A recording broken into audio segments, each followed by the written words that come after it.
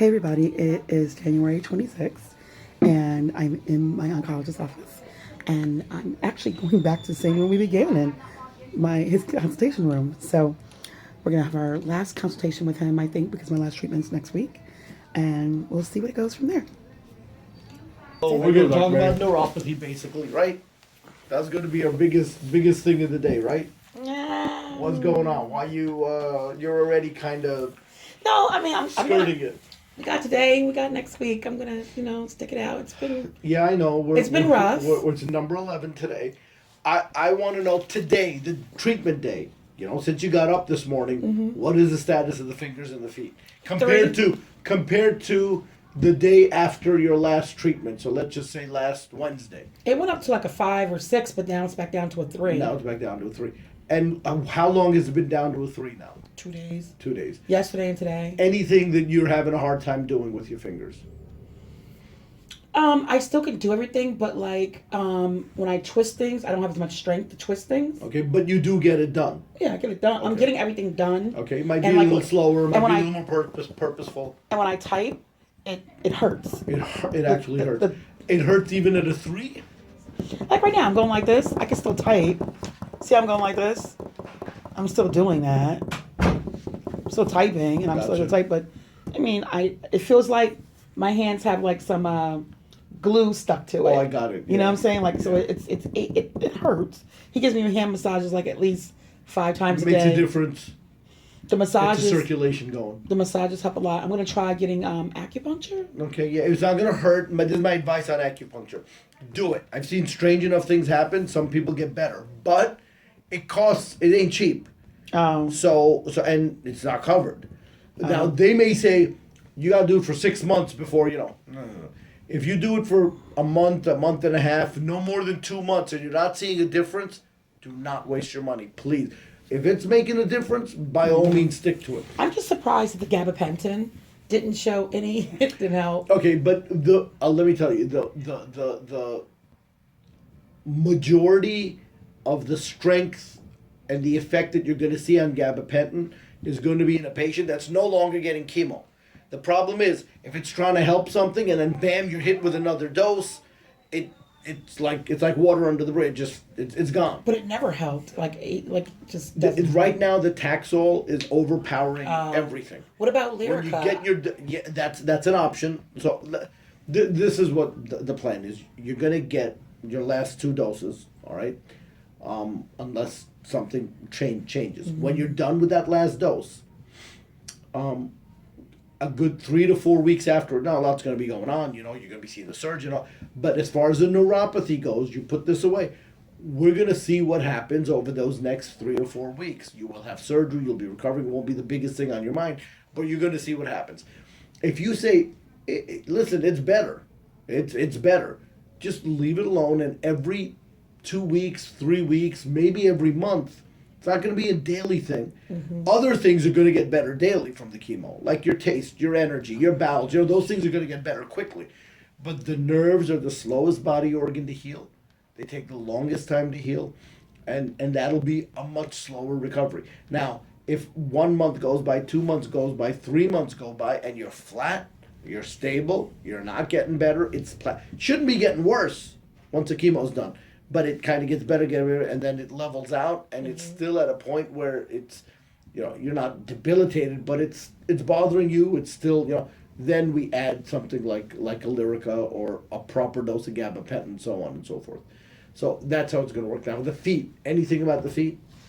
I mean, do you need to hold things when you're walking around? No. Right? You're steady enough. You're not. I'm steady, but it just feels weird that you have like the same kind of sensation. Like, how do I explain it? Like, I can feel my fingers. I feel it. They feel like they're numb, but when my husband presses on them, I can feel the pain. They're extra sensitive when he puts the nail in them. I'm like, ow. Gotcha. My toes. I just want to make sure you don't get like gangrene. They don't like die or anything like that, right? No. So gangrene is when you're not getting blood to a body part. So you're stuck out in the cold, you get frostbite, the blood vessels all contract, you're not getting enough blood. The diabetic that loses his foot, why does it happen? His diabetes is poorly controlled, the blood vessels start to shut down and shrivel up, and you get gangrene. Gangrene means you're not getting enough blood and oxygen to the tissues. They starve, they die. That's not what's going on here. Okay. The drug is depositing in your nerve endings. It's like you've got you take a piece of string and you wet it And we're 2 more out. Now, my taste, that's annoying. Nothing They'll get satiates better. you. It They'll just, get oh better. my gosh. They'll get better. You eat the quickly. most unhealthy things because you're searching for anything that So will. tell me now, what's your do you have an appointment with San Augustine and the? I need to call them now to talk with them. I Because would, I was I going to would give. call the office this week, and this is what you say. Hi, it's Penny Lopez. I'm a patient there. I haven't been there in a while because they wanted me to get chemo before my surgery. They'll know exactly what that means. I'm calling now because I'm about to get my last chemo next week, and my oncologist wants me to get in to get this surgery scheduled. So they're going to say, okay, you need to come in first because he's going to examine you, compare with the notes, and go over the MRs that you've had done, so on and so forth. And then they're going to put a plan together and a date together. Whenever you know what that date is, you shoot me a text and let me know. Obviously, I round in Morristown once or twice a week, depending on the schedule. So I'll come in and drop in on you. But whenever that surgery is done, and you get it done, and you leave and you go home, from the point you get, from the time the surgery's done, it'll take about 3-4 days to get the pathology back. What does that mean? That means they will take the specimen that they removed and the lymph node / nodes that they removed. They'll only take 2 or 3 out once they see they're negative. You got like 30 in there, so it's not going to be a whole dissection like they used to do in the old days. And they will section it to very thin microscopic, pieces, and they will go to town looking at it under the microscope to see if there's anything abnormal going on. And if they do find any cancer, which I'm hoping they don't, but if they do, I'll see how small it is and what size it is, and if the lymph nodes are involved, so on and so forth. Now, there's nothing that I'm gonna find that's gonna result in you coming back and I say, oh my God, you need more chemo. No, this is the regimen you get, whether you get the surgery before or the surgery after. That's it. It's in. You're done. I mean, we got nothing. We got no issues now. Because you were negative, estrogen, progesterone negative. There's no role for pills. None of that. But I want you back probably when you have the surgery and you leave the hospital. The pathology's not going to be back yet, so no one's going to be able to go over it. So a good week. I'm going to get it back in 3-4 days. I know you. You may be. If you want me to give you a heads up on text. I don't mind doing that. I don't want to torture you and have you wait any longer. At the same time, if you're not feeling up to it and you haven't fully recovered, I don't expect you here 3 or 4 days after surgery. However, if you're up to it, you're more than welcome to come at any time. At that point, I'll have it.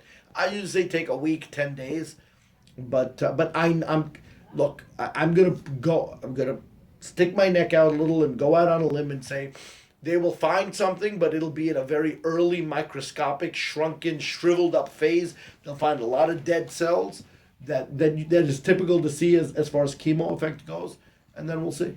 Now, what about a PET scan? Do you get one after? So let's talk about that. So we knew that this hadn't spread anywhere. We knew this was localized to the breast. Mm-hmm. And now that you've gotten chemo, it's only gotten better because it's shrunk. So the chances of you having a PET scan that's going to have something in it now is slim to none. However, your peace of mind is more important than anything. So the standard of care, what the medical guidelines say is, no, you don't need a PET. You get the surgery done. Now, if the surgery showed, it isn't gonna, but if the surgery shows, oh my God, she has 5 lymph nodes involved, then yeah, you're getting a PET. Because then I'm a little more concerned. Oh my God, this thing is more aggressive, and it did go to the nodes and there. But the only reason to get a PET scan, other than that scenario, which isn't going to happen, is for peace of mind. Now, you're young. If I ever see for the rest of your life, 6 months from now, 6 years from now, a marker that's elevated, a blood test that doesn't make sense, your liver functions are off or your kidney functions are off, or you're just not feeling well, you're getting a scan at the drop of a hat. That's going to happen. I don't see those things happening, but that's going to happen. Because of your youth, I don't want to be giving you scans very frequently. There's radiation in that. Okay. I don't want 10 years from now you coming back, God forbid, with a lung cancer because, every year you were getting scans done. So just know that there's a time and a place for them. Okay. And a lot of people are like you, where they say, all right, now that I'm done, I'm great. You know what? I've recovered. The surgery showed that things had shrunk. Everything lined up the way that we expected. But you know what? Now I have a new anatomy now. I'm different. I'm different from the surgery. And God knows how I am on the inside after all the chemo happened. For peace of mind, just for peace of mind, I would be able to sleep a lot better at night if I had a black and white piece of paper that said, okay, this is now Penelope's new baseline. This is it. This is after all her treatment. Look, the lungs look healthy, the liver looks healthy, the kidneys look healthy, the gynecologic organs look healthy, the bones look healthy. Everything is great. And you have that normal baseline so that if 6 months or 6 years from now there is a problem and I need another scan, they have a post-operative and post-chemo baseline to compare you to. I have no problems with that, but that's going to be done more for you than it is for me, because I don't expect there to be anything. I also did Dr. Ferrante. I had the OBGYN. I got the pap smear done. Good. And that was good. But good. But the thing is, I sometimes I'm glad it was good, but half the time women that get their paps done while they're getting chemo goes everywhere. Oh, okay. It affects, they see abnormal cells. They don't see cancer cells, but they'll see those abnormal cells and they'll say, all right, we got to do a deeper biopsy, or so thank God it came back okay. Mm-hmm. If it didn't, I would have said, don't even worry about it. Let them repeat a pap, in a few months when the chemo's all out of your system. They also did like a CA 125 or something like that? Yeah, that's for gynecologic cancer. Yeah, they did that as well, because I remember I was having ovarian pain. Correct. But that finally resolved itself, Correct. but I didn't get my period for the first time this month. So I don't know, does that mean that I'm in menopause, or does that mean just... That means... I had it every single month while I was in chemo. Even on chemo. So that just means that not right now, the Taxol, a little more than the AC, as it's built up, chemo kills rapidly growing cells. Remember that. Cancer cells are rapidly growing, therefore they die. Hair is rapidly growing, that's why you lose it. The white cells are rapidly growing, that's why many times the white count goes down. And the ovaries are churning out eggs and reproducing pretty quickly. So they tend to shut down. It just means that it took this many doses, but it slowed them down. Now, most girls your age, most of them, so normal menopause around 51, 52. Mm-hmm.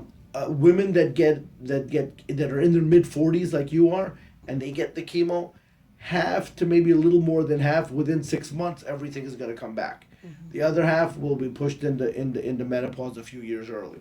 Okay. So that unfortunately there's no predictor. We're just gonna have to sit back. And I'm gonna venture to guess that if the AC didn't knock it out, and it's only started to slow down now, there's probably a much higher chance that you're gonna come back than not. And because you're ERPR negative, I don't care. If you were ERPR positive, I would say, I hope not only would I say, I hope they say, and if your periods come back, we're taking your ovaries out. Because the hormones feed the cancer, right? In estrogen, progesterone positive, you are negative. So your hormones don't matter. If you took, fertility drugs or birth control pills, which is taboo in the ERPR positive, it wouldn't be a big deal because your cancer was negative. It is not stimulated by the hormones. Okay. The other thing is, we have to do an order again for the genetic test, because the last time we ended up switching insurances and it went to the wrong lab, and I still don't have it done. Really? And you did it with Debbie here, right? Mm-hmm. And there was a problem because the insurance at Cigna, because she isn't I guess a licensed counselor according to Cigna. Debbie, she has to be like a licensed genetic counselor. Okay, she's a certified genetic counselor. Yeah, certified. They said she's not. They said that okay. Here. Right, so but now I'm through Horizon.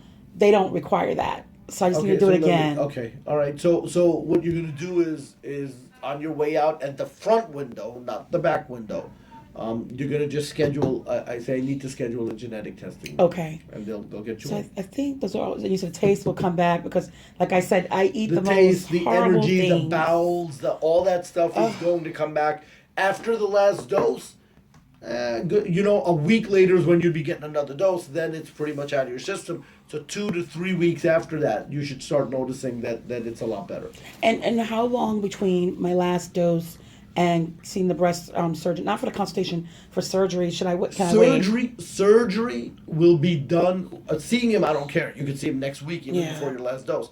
Surgery should be no sooner, ideally, than 3 weeks after the last dose. Now, you're getting weekly Taxol. It actually washes out of your system in a week. So if the surgeon says, listen, I'm going away, I either need to do this within, the next 2 weeks, or you're not going to get it done for 6 weeks. We can do it in 2 weeks. But the ideal time is that third week or later.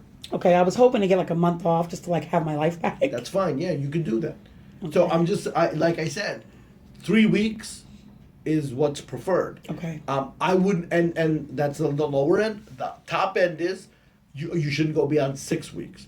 So if your last dose is next week, The 2nd of February. which is February the 2nd, 1, 2, 3. The earliest that you could have potentially had surgery would be the week of, the 24th, the last week of February. Mm-hmm. But it's absolutely okay if you're February the 2nd to wait till March, the second week of March, if you Okay. want. And I'm having 2 grandchildren in Nice. 2 weeks. And I want to know, is there anything I can't do with holding the babies? Yeah, and kissing right now them? you're fine. You remember you don't get Neulasta, you don't get Neupogen, nothing, because your white counts don't drop with this stuff. So you got no issues. Now in the middle of the AC, well, it's a different story. But right now you're fine. Your white count today, Penny, 5.1. These are the last wow. 5 white counts: 5, 6.3, 5.6, 4.1. Your counts have been absolutely perfect since the AC. With the AC, used to drop a little, yeah. and the Neulasta would then kick it back up. But So I'm it's sure just- my hemoglobin, I'm probably at 10 still. you're at 10.4, and that is not going to it's not going to normalize until now. Remember, we used to do this all the time. There's a shot, just like there's for the white cells, there's a shot for the red cells. But we don't, in a curable person, we don't do that because it has a side effect of blood clots, and so it'll come up on its own. If you can increase the red meat a little after your last dose, it'll come up much quicker. I need to do that. The only thing I find is that what's weird is that with Taxol, like after this dose, like around in the evening, I get like this draining feeling, and then I feel better tomorrow. Yeah. But then by Thursday, I just feel so tired. It's a different type of tired than the AC. Yeah. You're right. It just slowly builds up as the doses go on and on and on and on, and it builds up in your system. But we're almost there. Like I said, in the eye watering, it's minimal. Yeah. The eye watering I worry about is you'd have this, and as I'm talking to you, you'd be doing this. Oh. So whatever you have is a very mild version. Once the last dose is done, you're done. And when can I get my teeth cleaned? My teeth are horrible. Cleaning you can get anytime. Well, I didn't want to because I know the bleeding would be like that. Nah, you can get it. Your immune system's fine. You can Okay. get done at any time. You could get done even in the middle. You got chemo today. You can get it on top. Cleaning is not an issue. A tooth extraction, if they're pulling a tooth out, that's when you want to wait a little. And the last thing is, you told me about a radiologist. You wanted me to meet with one just in case. Yeah.